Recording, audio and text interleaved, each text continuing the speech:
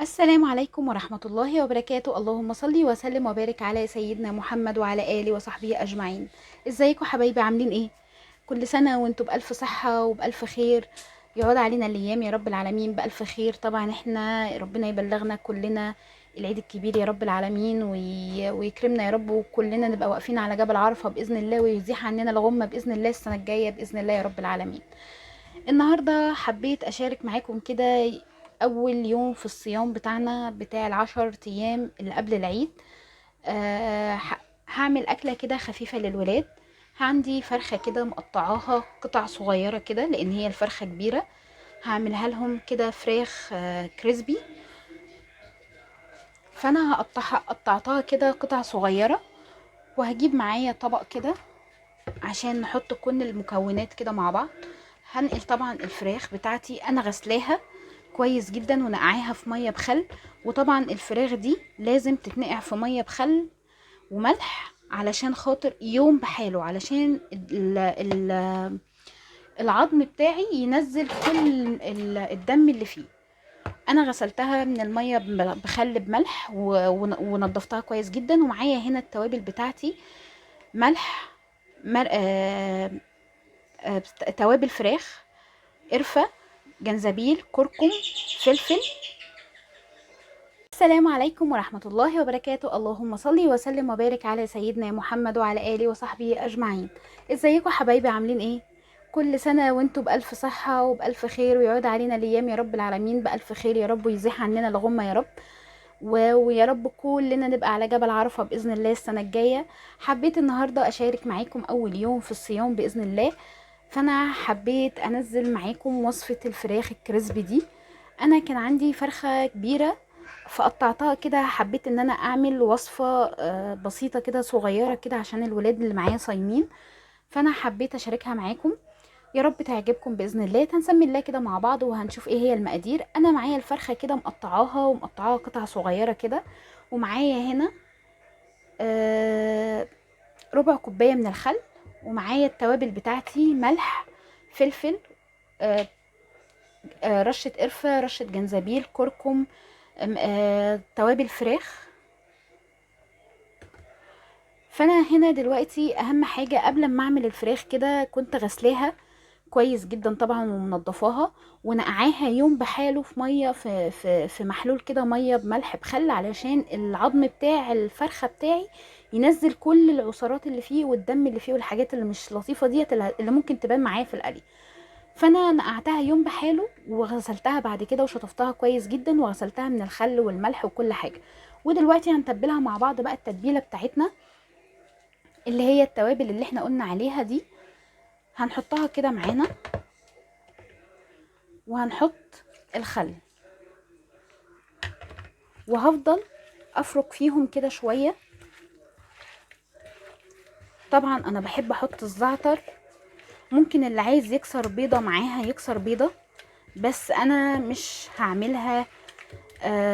مش عايزة الملمس بتاع كنتاكي لان انا عايزاها فراخ كريسبي.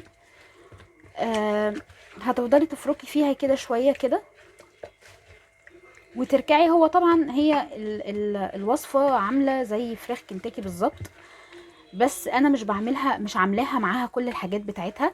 باذن الله هنزل معاها، يعني مش عامله الكولسلو، مش عامله، هي هعمل الفراخ بطبق سلطه عادي مش سلطه الكولسلو، وعامله رز مش رز الريزو بس رز توابل عادي. هوريكم ازاي باذن الله معانا.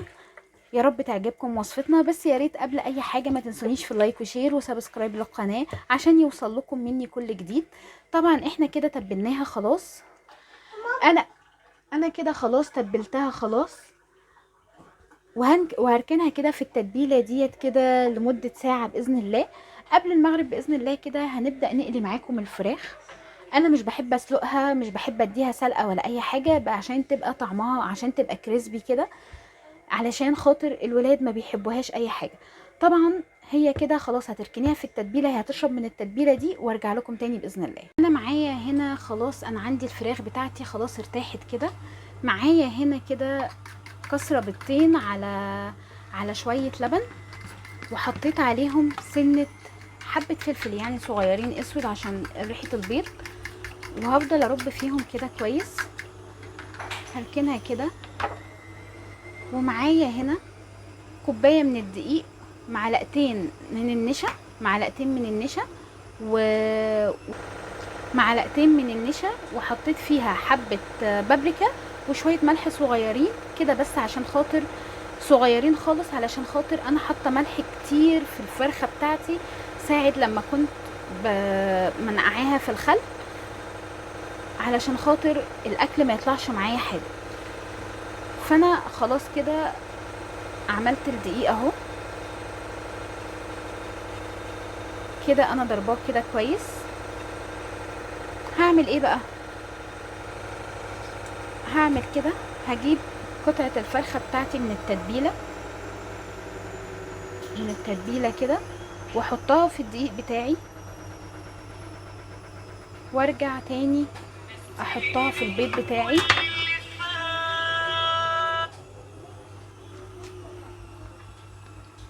وارجع احطها في الدقيق.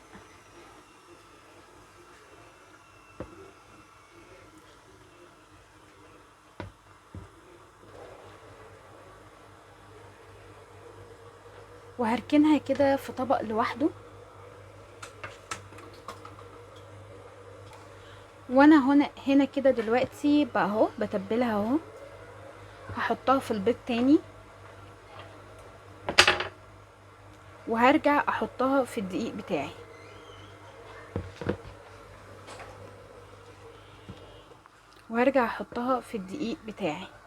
كده، وافضل اقلب فيها كده، عشان التقليبه دي اللي بتديني نفس الشكل الفراخ كده، ان هي تبقى كريسبي كده زي بتاع كنتاكي كده بالظبط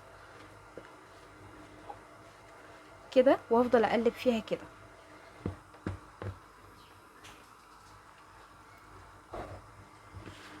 ما طلعش من التتبيله واحطها في البيض، لا، احطها في الدقيق الاول، اعفرها كده بالدقيق الاول، هو كده مش ظاهر، طلعها كده اعفرها في الدقيق الاول، وارجع تاني احطها في البيض، وارجع تاني على الدقيق.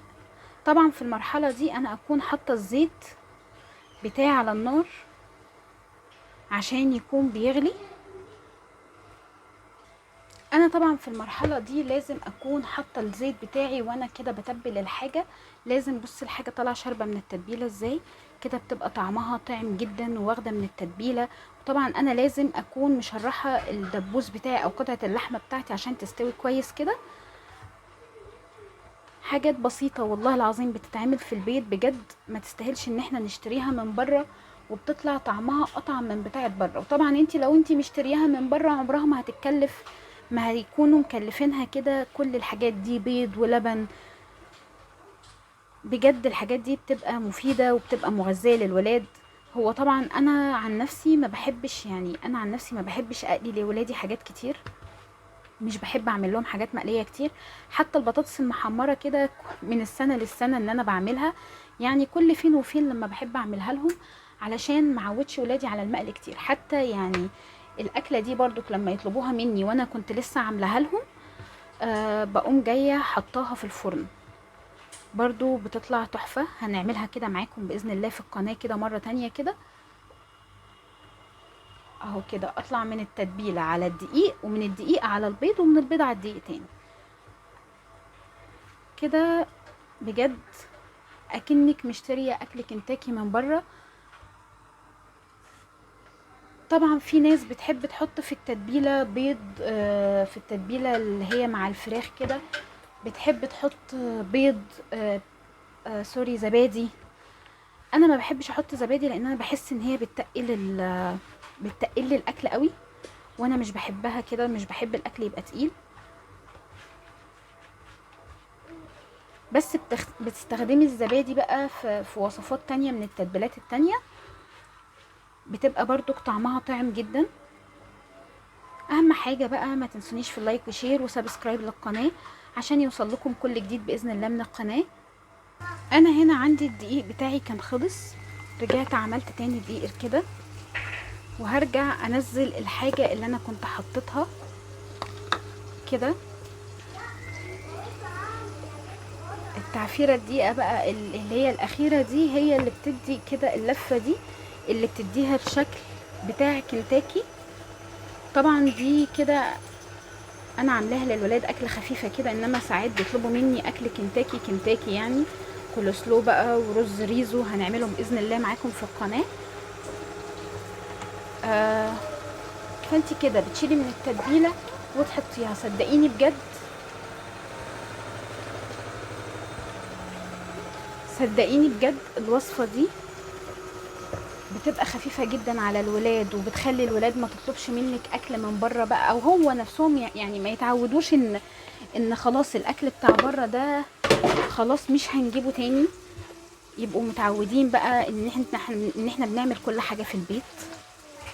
بجد كده احسن بكتير. اكيد كنا الاول كلنا ما كانش حد بيعرف يعمل الحاجات دي، بس هي كنت بتقعدي تقوحي بقى بتعملي حاجات تانية شبيهة ليها، بس برضك ما كانتش بتعجب الولاد. فدلوقتي انت بتعملي الحاجات دي في البيت احسن ما انت ما تروحي تجيبيها من بره، وصدقيني والله بره عمرهم ما يكونوا مكلفينها كده زي ما انت عاملاها.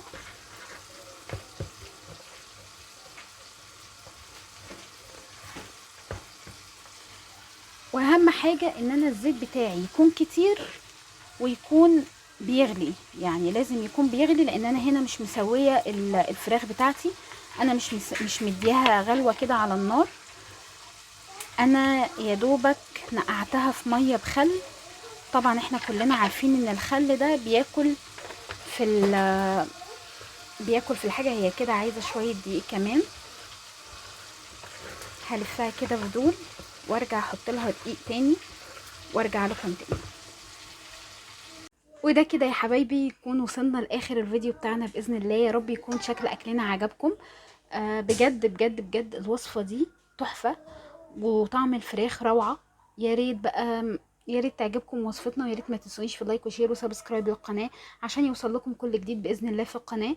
بجد لما اعمل الحاجه في البيت احسن ما انا ما اشتريها من بره باسعار خياليه. بص الفراخ مستويه معايا خالص اهي ودايبه خالص، بجد طعمها روعة. يا ريت بقى تجربوا الوصفة، ويا ريت تعملوا الاكل كله لاولادكم في البيت احسن ما نشتري الحاجة من بره باسعار فظيعة. والله انا مش بتكلم على التكلفة، انا بتكلم على الجودة والنظافة، لان بجد بجد الفترة اللي احنا فيها دي الفترة دي وحشة جدا. لازم الاكل يكون صحي وكويس من البيت وما يكونش فيه اكل من بره. فيا ريت بقى تجربوا الوصفه ديت، ويا ريت لو عجبتكم الوصفه يا ريت ما تنسونيش في اللايك وشير وسبسكرايب للقناه. وباذن الله هنعمل معاكم وصفه كنتاكي بكل تكاتها، كول سلو، الرز، الريزو، كل حاجتها باذن الله في وصفه تانية باذن الله. بس اهم حاجه ان انتوا تتابعوا القناه بتاعتنا باذن الله يا رب عشان تكبر بيكم. فيا ريت ما تنسونيش في اللايك وشير وسبسكرايب للقناه علشان يوصل لكم كل جديد من القناه. والسلام عليكم.